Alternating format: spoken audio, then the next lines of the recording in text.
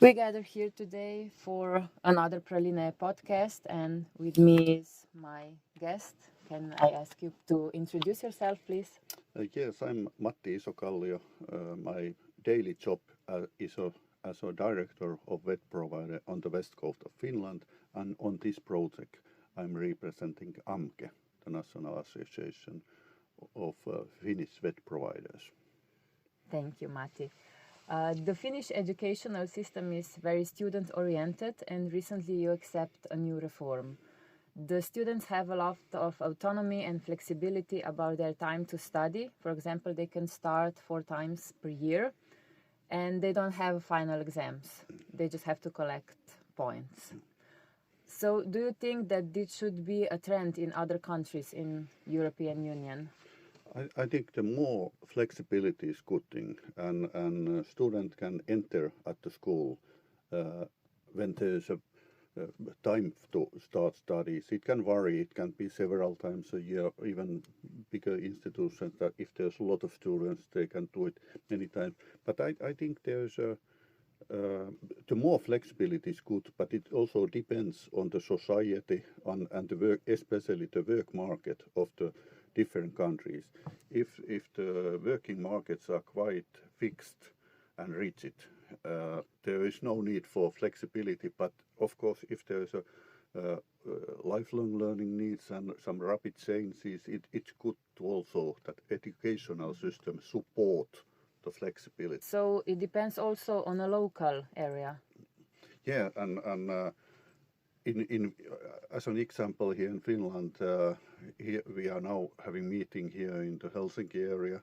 There's a lot of service sector here, but in many other areas in Finland, there's a more industry. Of course, the labor market is different. There is a different needs, and as a vet providers, we should support and serve our industry as good as possible, and therefore there is a different mechanism. And I think it's good that we can we have this flexibility to service them as good as possible. So your system allows equal attendance to education to youngers and adults. So do they have the same learning goals? The goals are the same, but the road to reach To the reach goal is can be very different.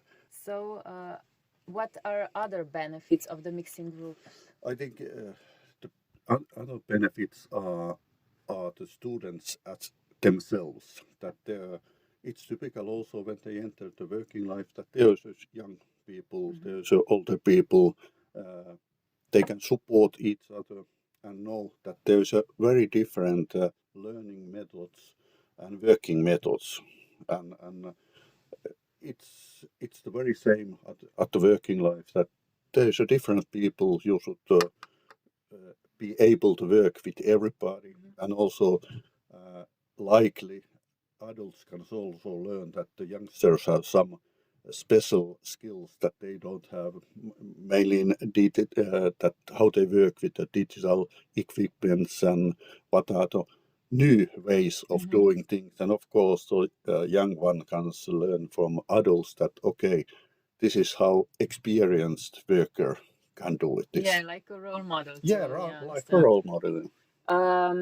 And how to certify the equal learning environment for youngsters and adults? They probably have different expectations. Yes, and in many cases that can be something that needs some discussions. That In the beginning. Yeah, in the beginning, but when they learn it, and also came back to the idea that if we simulate as good as possible what's happening on the working life, they know that okay, at the working life we all have to work on this kind of environment, and if our learning environment is pretty much the same what is in the real life, it also helps them understand that okay, there's a lot of different people, but if we are working on this field, this is how we work there. And some more words about the teacher. How would you describe a role of a teacher in Finland educational system? I think it's very crucial, and after our reforming a couple of years ago, it's more like a coach. Teachers are really experts on the field, and therefore they don't have to tell how to do, but they can support and coach.